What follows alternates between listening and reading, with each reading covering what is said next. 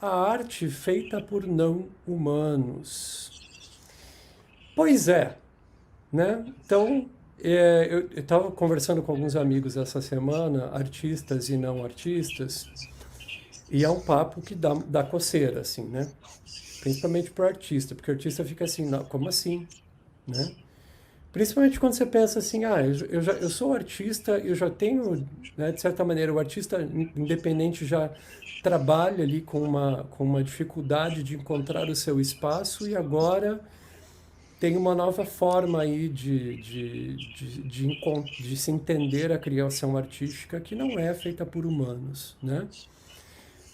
Então, para situar um pouco a galera, a gente vai falar hoje sobre a arte feita por robôs, por outras formas de inteligência artificial e por animais, né?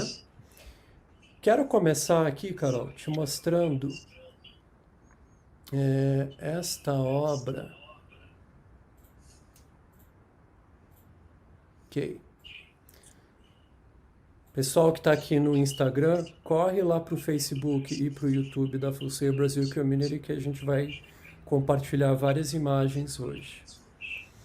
Inclusive, no final do papo, a gente vai submeter a Carol a um quiz com a ajuda de Fiquem, por vocês. favor, pessoal, me ajudem, que eu vou ter que resolver o quiz, se foi um humano ou não que fez a produção, e vocês podem total me passar cola, por favor. Mais do que isso, vocês vão ter que adivinhar se é um robô, se é Oh, um vai. macaco, se é um porco, quem Poxa, eu criou, achei que era né? só assim, é humano ou não é humano, mas não, tem que Não. descobrir o ser criador, tá bom. Aqui é modo advanced, aqui é avançado. Então vamos lá. O pessoal tá vendo aqui essa tela, né? Então, olha lá. Eu acho que tem uma certa narrativa nessa tela, né? O que você vê aí nessa tela, Carol? Ah, eu acho que tem uma super narrativa, meio que um oceano com um pôr do sol, parece um barquinho. Podia ser também meio um quarto do Van Gogh, assim, com um piso mais escuro, uma cama, uma parede amarela. Mas tem uma linha meio horizontal que dá essa sensação pra gente de céu e chão, assim.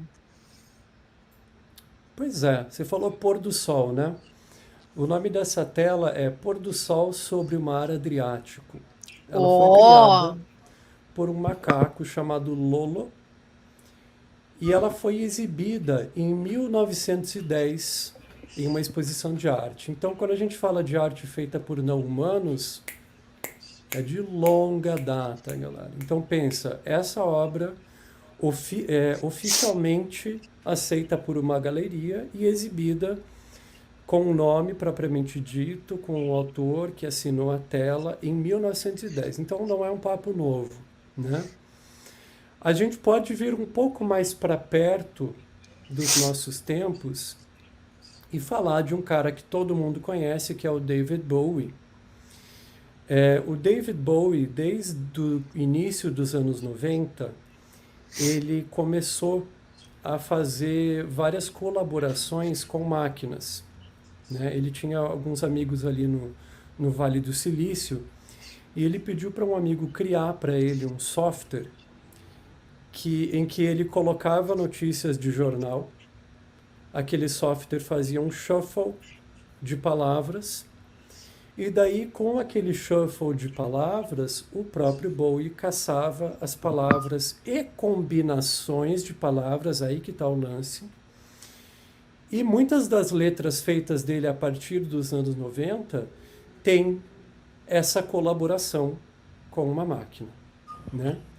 Então, é bem fácil de achar no YouTube um vídeo que mostra ele fazendo isso, enquanto ele estava criando, eu acho que era o Earthling, um disco de 97, em que ele faz isso. Então ele mostra ele no estúdio com os músicos ali, e enquanto ele já está fazendo a música, ele está com o computador na frente, dando input ali das notícias de jornal, o computador faz aquele shuffle e ele, algumas vezes ele gosta só de algumas palavras que são destacadas, algumas vezes ele pega frases inteiras e dele cria uma narrativa, em torno daquilo.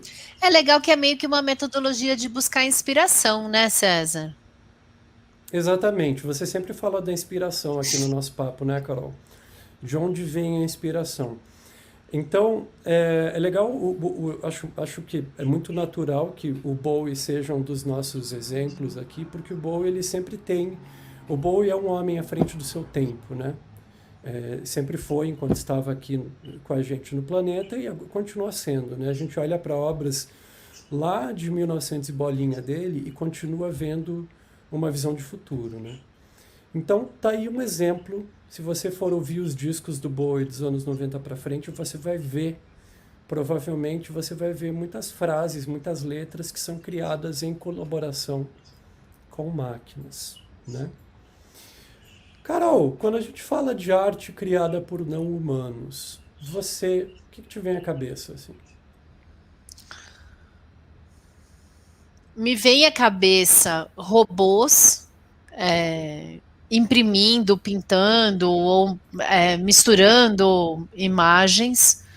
E me vem à cabeça aquela coisa assim da criança pintando com a mão. Então me vem um pouco a coisa do bicho, sei lá, pisando na tinta e espalhando a tinta. Me vem essas imagens assim, né?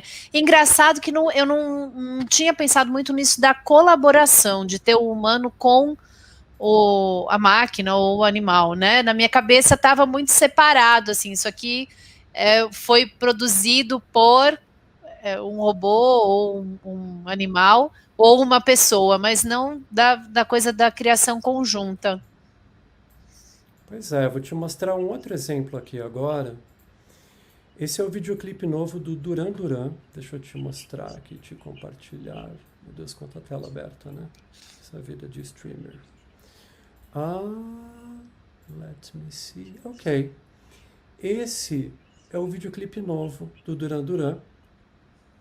E olha aqui a mensagem do início, ó. Esse filme foi criado por uma inteligência artificial chamada Huxley. Tem nome. É uma inteligência artificial com nome, né? Aí aqui eles chamam essa inteligência de um sonhador, né? Então a mente dele foi modelada, né, por humanos, foi modelada para tentar simular esse processo cognitivo dos humanos, né? E aqui fala a primeira colaboração desse tipo, né? Aí que tá, a primeira questão que a gente começa a questionar. Será que é a primeira ou se não é? Enfim, tem muito isso na história do humano, né? Essa é a primeira vez que isso está acontecendo, quando a gente vai ver, de repente, Já está sendo quem diz que é feito. primeiro. Pois é. Mas, enfim, não vamos entrar aqui nessa questão. Uma questão que eu gostaria de entrar que é a seguinte. Aqui, ó, o Huxley, ele é uma mente, entre aspas, ali, modelada com base no processo cognitivo de humanos. No campo da inteligência artificial, tem uma discussão que eu acho que nunca vai se esgotar. Então, na área acadêmica e na área industrial da inteligência artificial, tem essa discussão assim: é um ser ou não é um ser? É inteligência de verdade ou não é? Porque a questão é, tudo que a gente vê hoje de inteligência artificial foi programada, de certa maneira. Foi programado de certa maneira. Então, existem linhas de pensamento diferentes dentro do campo da inteligência artificial. Algumas pessoas dizendo que isso não é uma inteligência porque foi programada. E algumas pessoas dizendo que não, que são formas de vida, dá para encarar como uma forma de vida independente, né? O que você acha, Carol? Qual é a tua visão disso? Veja só, César, a gente agora está fazendo as lives de tecnologia muito coincidentemente antes dessa daqui, né? Então, das 5h30 às 6h15 a gente fala de tecnologia. E aí, das 7 às 7h30 a gente vem aqui, mistura tudo. E a gente teve um papo desses, né? Do futuro da tecnologia, da transformação do mundo e tal. E eu lembro que eu comentei aqui da coisa dessa dicotomia, né? Do momento em que a máquina poderia passar a reger a humanidade quando ela começa a se autoprogramar e fica mais inteligente do que o homem. E até alguns documentários que falam que se a máquina é setada para resolver o problema da humanidade, ela identifica que o homem é o problema da humanidade, então ela precisa se livrar do homem, e ela é muito mais ágil, né, do que a gente, muito mais inteligente e assertiva do que a gente. E eu tinha isso comigo, assim, né, desse perigo, inclusive agora, menina, não sei se você viu o negócio dos meta-humanos, eu te mandei, que Sabe, não. o estúdio Riot Games, e junto com o que é a Unreal Engine, criaram o software que faz os meta-humanos. Você vai subir suas fotos lá e ele já Tipo um lê em avatar teu. minutos, César, em minutos. Ele lê tua foto e cria o seu robô na tela, por enquanto, e eles já estão comercializando essa ideia para, por exemplo, jornais, noticiários, para que os jornalistas sejam meta-humanos, porque além de você botar o texto que ele lê na hora, você também, como ele tem toda aquela coisa do rigging, de mudar as expressões e tal, você pode dizer com que sentimento você quer que aquele meta-humano leia aquela notícia. Então ele pode, entendeu? Tem um certo grau ali de customização. E aí, para todos os serviços de atendimento que são via tela, e hoje tudo é via tela, né? Nossa, gente podia ser o meu meta-humano aqui. Você talvez não saiba mais quem é, quando a pessoa está falando com você, quando o meta, porque você pode criar o seu próprio meta-humano. Então, quando alguém te liga, você pode ter o seu vídeo do meta-humano falando alguma coisa. Então, é uma coisa muito, né, louca, assim. E daí eu tinha essa noção, eu tinha essa perspectiva de que é uma área meio perigosa, né? Porque pode avançar para esse desfecho de que o meta-humano daqui a pouco é uma pessoa e daqui a pouco ele é muito mais ágil e inteligente do que a gente. E aí comecei a fazer as conversas sobre tecnologia com o Luiz Pacheco, e daí fiz essa pergunta para ele, e aí ele, com aquela cabeça de engenheiro, né, técnico, ele falou para mim, isso que você está falando é tão absurdo. Me olhou com uma cara assim de coitada, ela não sabe nada, com uma certeza de que não, nunca os robôs vão dominar, nunca, porque o robô tem que ser programado. Tá bom, Luiz, mas e se a gente puser um algoritmo que se reprograma? Ele vai se reprogramar igual para sempre, ele nunca vai se reprogramar melhor do que ele é. Ele sempre vai depender, a Andréia aí, oi Andréia, ele sempre vai depender de um humano para reprogramá-lo de forma diferente, senão ele repete aquela mesma reprogramação. E assim, e tudo bem, eu continuei achando que é o mesmo risco, né? Mas eu achei muito engraçado como, pela ótica de alguém da área de tecnologia, ele tem certeza absoluta que é zero risco de acontecer essa revolução das máquinas e as máquinas passarem a dominar a gente. Até assim, é muito ingênuo pensar que isso pode acontecer. Isso não vai acontecer nunca. Então agora eu tenho meio mixed feelings, assim, de me sentir ignorante ainda bastante nesse aspecto, em vários, né, mas mais ainda nesse. Eu acho que tem assim, digamos que eu entendo a opinião do Pacheco, agora existem, vamos imaginar assim, toda nova linha de pesquisa, ela existe, existe a parte que é visível e existe a parte do submundo, né? Então a gente não sabe que tipo de pesquisa está sendo feita em relação à inteligência artificial nesse submundo, né? E eu não vou entrar tanto aí, mas eu quero deixar essa pulga atrás da orelha sua e para Já você também tá, não se já sentir tão das louca, duas. né? Não, você não está louca, Carol? Oi, obrigada, César. Muito bem, certificado de não louca. E outra coisa que eu fiquei pensando aqui sobre a questão dos meta-humanos, se a gente tirar um pouco esse nome meta-humano ali dessa experiência específica que você está falando, e a gente trouxer para a nossa realidade no Instagram, né? Imagina assim, eu posso usar essa tecnologia aquele dia que eu tô bem assim, não tô afim de fazer um selfie pro meu perfil, eu posso lá, faz um selfie sorrindo aí, eu fico com a minha cara desgrenhada. Gente, a né? pergunta do meu filho, César: posso criar um meta-humano e na hora da aula, eu, em vez da câmera, eu É, compartilho a tela e deixo o meu meta-humano pronto, participando da aula? Eu falei, no pronto, futuro, já penso que tá. sim, né? Ele falou, mãe, mas aí vai faltar aquele chip que o meta-humano aprende e passa para o meu cérebro, senão não vai funcionar. Você tem que Falei, continuar calma, ouvindo lá, né? calma. Presente ouvindo, mas. Enfim, Pode estar de é, pijama. pois é uma discussão que né, nunca termina, mas aqui na arte, no campo da arte, a gente tem exemplos reais desse tipo de criação, né? Eu quero dar uma pausa dos robôs, vamos falar um pouco desse cara aqui, ó. Eu gosto bastante desse artista. Nossa, adorei esse perfil que entrou, férias na Suíça. Te desejo Opa, fortemente depois do Covid. take me there, Que nome lindo de perfil. com certeza. Ai, Aí, ó, gente, que fofo. Ai, que coisa mais. Gente, ele pinta com pincel. sim. Ó, esse é o Piccasso, right? O Picasso, recentemente, ele teve um quadro, um retrato do Príncipe William, vendido por 2.300 pounds, mais ou menos, né?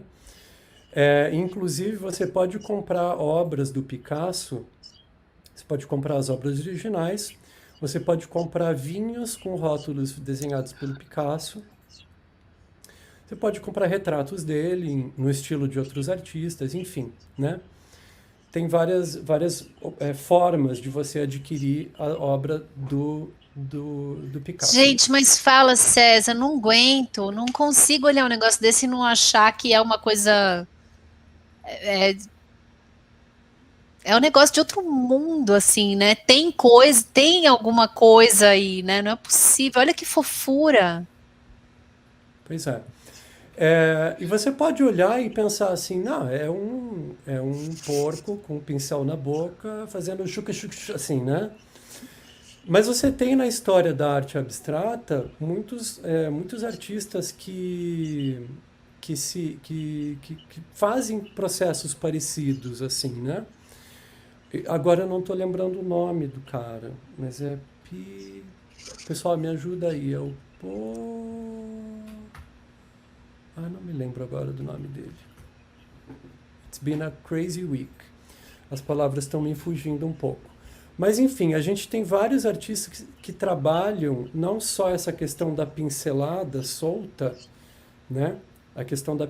Agora, o artista que eu não estou lembrando, ele trabalha a questão das articulações, né? E ele trabalha as articulações e ele joga a tinta no quadro assim. E é um artista super reconhecido, um clássico da pintura.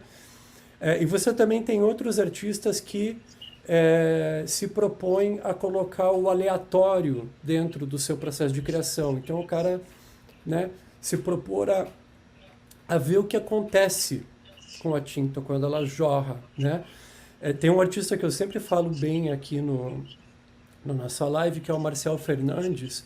Ele é um ceramista aqui de Antonina, no Paraná, que ele pega as massas dele, uma das linhas que ele trabalha de cerâmica, ele pega a massa da cerâmica e joga na parede, e daí, daquela forma, ele trabalha um copo ou um prato, mas aquele processo do acaso tá lá, né? Então eu acho que a gente pode entrar em outros níveis de discussão, além do ficar assim, é um quadro que o porco pintou, né? É um quadro que o porco pintou, sim, né? O porco pintou este quadro, né?